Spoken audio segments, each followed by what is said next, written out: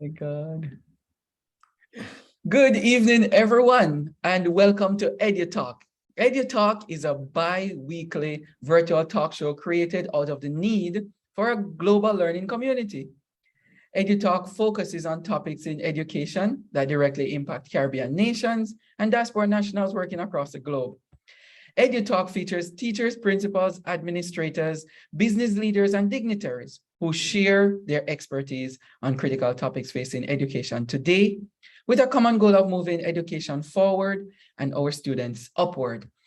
Welcome this evening. We will discuss looking at the emancipation, because this week is emancipation as well as Jamaica's independence. So it's two things we're sharing on August 1st and August 6th.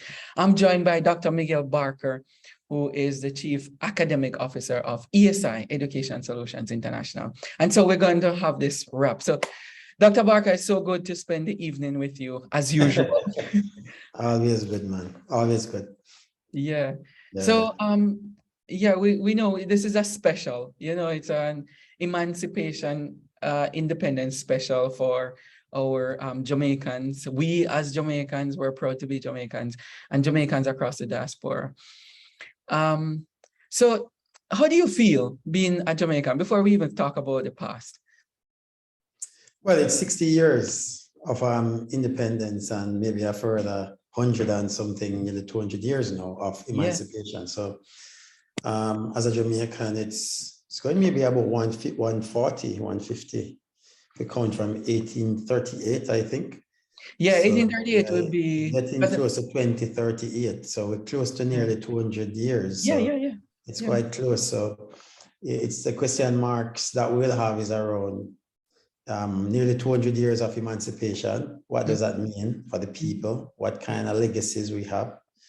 And obviously independence, 60 years of independence. That's our generation. Yeah. Given the rates at which people get pregnant and have kids, start families. So the question mark is, when we reach these milestones, how far have we really come? That's a powerful question there, yeah. I did an article this week on celebrating Jamaica's emancipation and independence, and I actually did the calculation. If it's from the emancipation, it's 188 years from, that's 1834, but 1838, it's 184. So you're right, it's almost 200 years. Yeah, that we have been down this path. So you're right. How far have we come as a nation? And when you look at you and myself and other people that we have worked with and being around Jamaicans across the globe, if we ask them and ourselves, we can say we have come a far way, coming from growing up in poverty, elevating ourselves educationally, and believing in the Jamaican dream that our foreparents told us about, that we can be free. So we start out with freedom. So we can be free, and we can elevate ourselves to a place of, I wouldn't say dignity, because we have dignity as a people, but dignity in terms of looking at ourselves as being people with great pride. Yeah. And we can do anything that anybody else can do, and even better.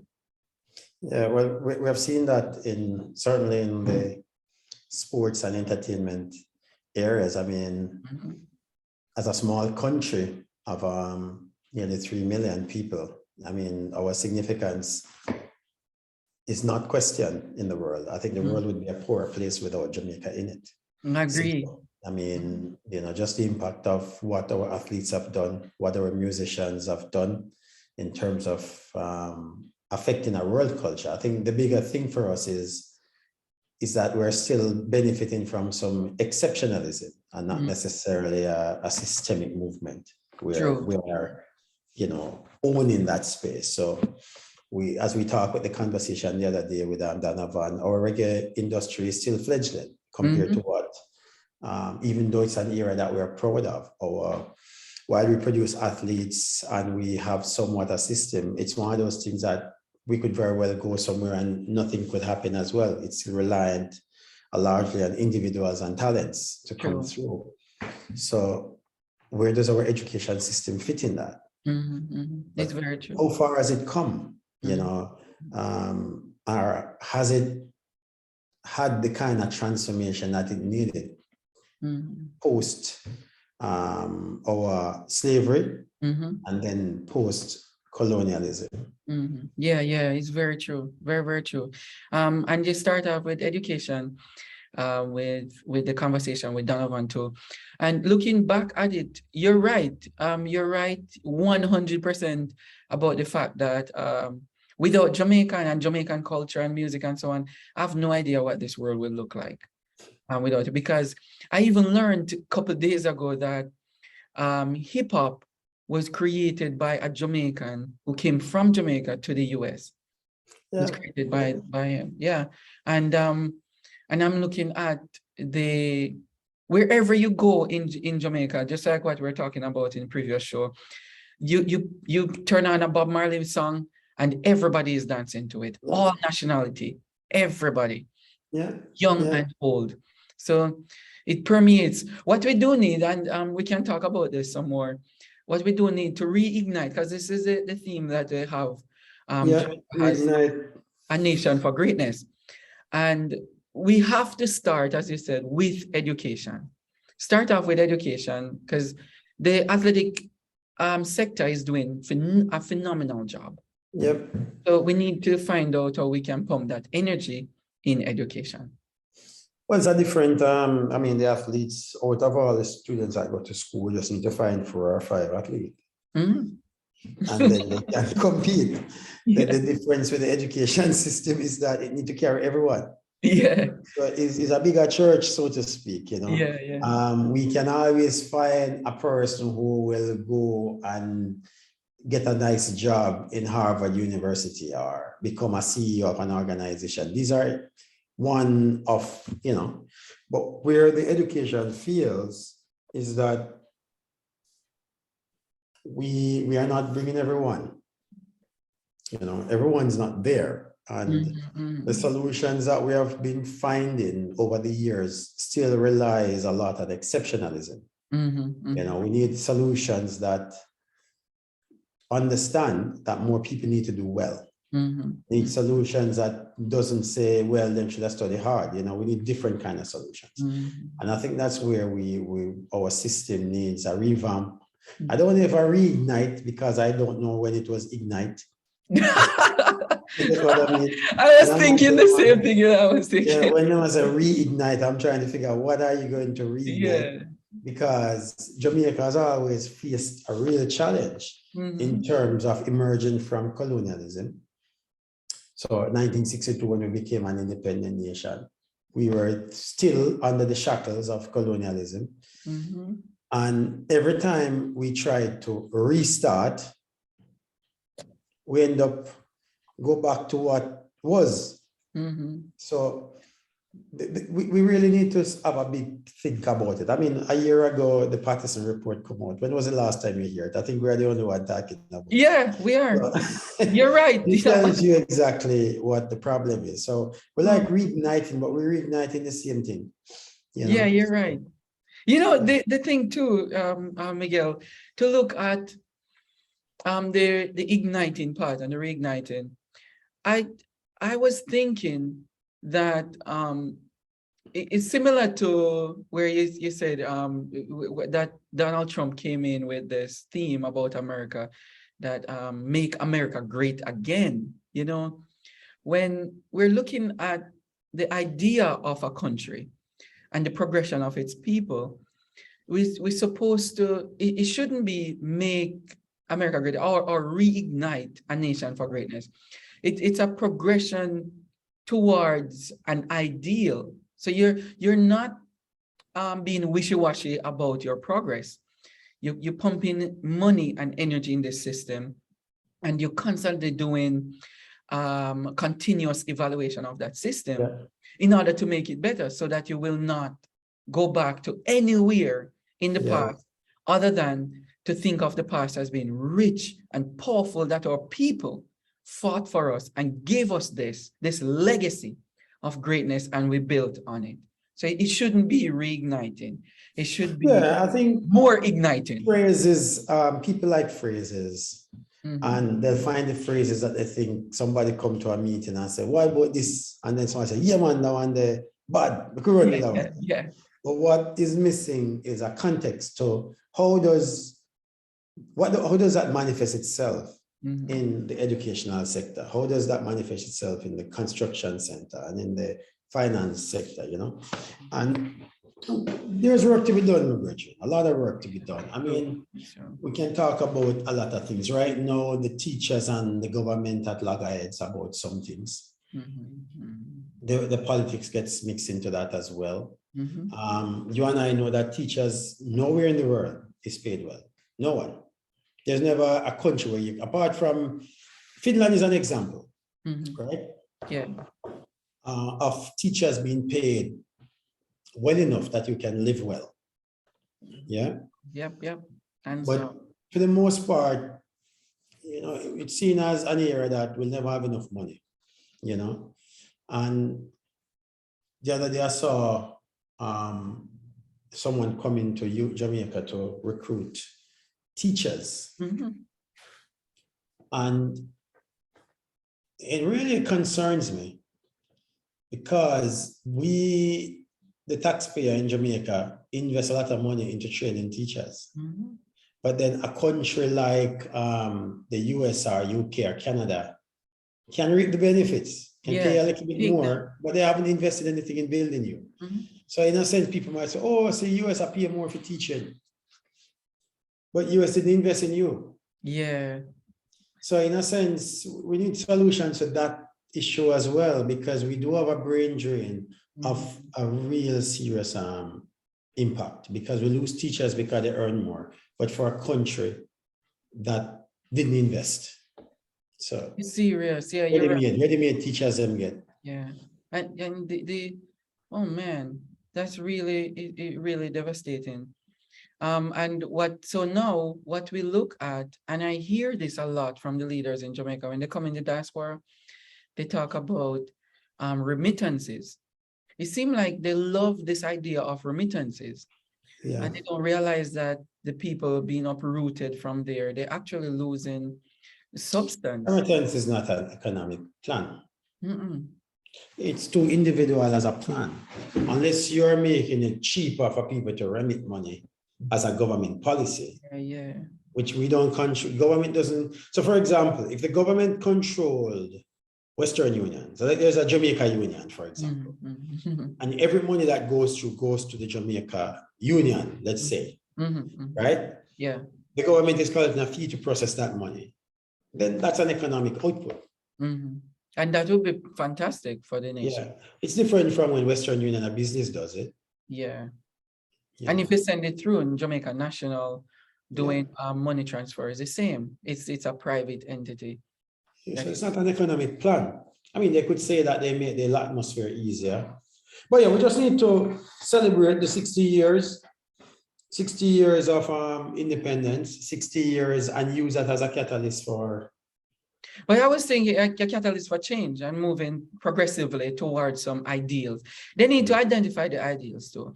I don't believe in only continuously referencing the UN Sustainable Development Goals.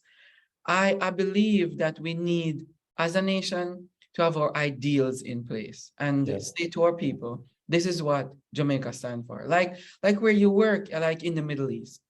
You know, there's a standard there that they maintain.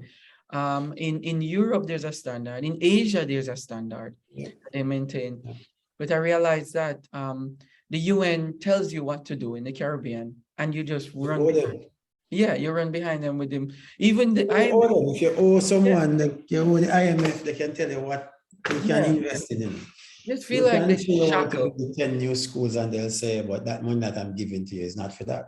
Yeah, it's a shackle. You talk about mental slavery, but this is financial slavery as well, economic slavery. That's the output of being not frugal enough with the taxpayers' money. Yeah. And also one of the the realities of being an independent nation. Mhm. Yeah. What do you think?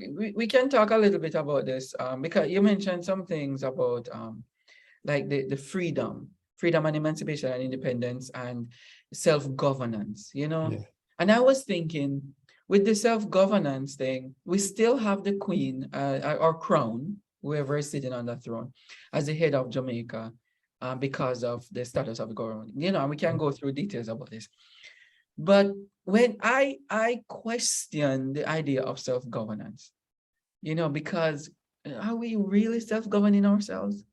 You know, are we calling the shots? Or who is making the plays here The with rich people, the self-governance? people with money, they make all the decisions. Yeah, that's what I'm thinking, because Yeah. you want to be totally free, regardless of our responsibility as individuals and as people of a nation. We probably should think about self-governance and what it actually means. Yeah. And then Well, I much would of this is say those things are on a continuum still. Like there are different degrees of self-governance, you know, to the point of a pure democracy. And nobody wants a pure democracy because that means every decision has to go to consultation. So some bequeathing of authority has to happen in order for a system to function. Otherwise, everybody just can't come and say, me dissent. One person dissent, nothing can happen. And we have seen situations where that happens. That one person can hold up the will of the majority. You know? So there are different places on the continuum for different self-governance. One thing you have to do is find out where you are. Yeah. And maybe they could and start then acknowledge that. Yeah. You know? Maybe we could start with education. Start with Yeah, education. education is not a goal for most people who benefit from the status quo. Would you educate people to find out that the government or governments have not been using a taxpayer fairly enough and you have a right that you could execute, which is to remove them from power? My God. You know, people are not going to educate them that. People are not going to educate the person to become a politician themselves. Never. You know? So it's questionable. It's just the reality that it's no benefit to them. They can sit in a room and say, if the population is well educated, what happens? They can rise up. Yeah. You know, So education is a win and a lose for some people. That's true. So then we should talk about maybe we should think about having basic tenets for citizens, that we're good citizens, you know, and define good citizens. So good citizens could be not like sheep and you have a shepherd, but people who think for themselves and want good for a nation, and they work towards those common goods for the nation. And they're not sheep when we talk about good citizens. They're thinking people. Yeah, they're progressive people. Yeah. Dr. Barker, we close down here in 5 minutes, but let's reflect on, like you mentioned 60 years earlier on, or the 184 years or so, emancipation. What are some of the goods? We talk about some of the good things that happened to Jamaica and the region, actually, because I remember reading this book, the Jacobins, and they're the people who put together to free Haiti. And then when Haiti tumbled down into freedom and self-governance, as it were, then they got the backfire on that was that they suffered, and they continuously suffer up to this day because they wanted total freedom. And then it was some Jamaicans actually in slavery time went over to Haiti, start that revolution, and the revolution trickled over into America, caused this thing to happen in America in 1776 and so on. We have come a long way from emancipation, and then after hundreds plus years, independence. And we have a lot to celebrate, such as not just the music, but we have a system that we have in place that we can govern ourselves. Yeah, no question. We have been. I Yeah, mean, inefficiently at times, but we have been. yeah. And when we lose the election, for the most part, people accept the loss. You're throwing shades? You're throwing Yeah, I shades? do. I mean, we have political violence, but on the day when the election is finished, people stop and chill. New person win. Yeah. They realize that, oh yeah, somebody won. Let's rally around that person. Or just let's not say anything about it because somebody won, you know? Yeah. Yeah. And so we have quite a bit of things to celebrate, such as our national pride around the world. We have An anthem. an anthem that actually is a prayer, that asks for guidance and protection. That's pretty good. All right, so let's thank maybe our motherland, Jamaica, for its strength and power, its resilience for another year, and let's hope we have another 60 years with democratic power and self-governance in the right sense of the word. Well, you mentioned the republic stuff. So if Jamaica, I mean, that's the stroke of a pen, really. Yeah, that's true. It is nothing much. It is. Yeah, man. All right, everybody. Happy Emancipation and happy independence. Emancipation, I'm saying. Emancipendence. I was trying to remember the term that they call it emancipendence. Merge everything together. It's 2-in-1. It's 2-in-1. Dr. Barker, take it easy, and it's very nice to hang out with you on EduTALk as usual. Yeah. Take care. Bye, everybody. Take care. Have fun. Yeah. Take care. Bye. Take care, man. Be good.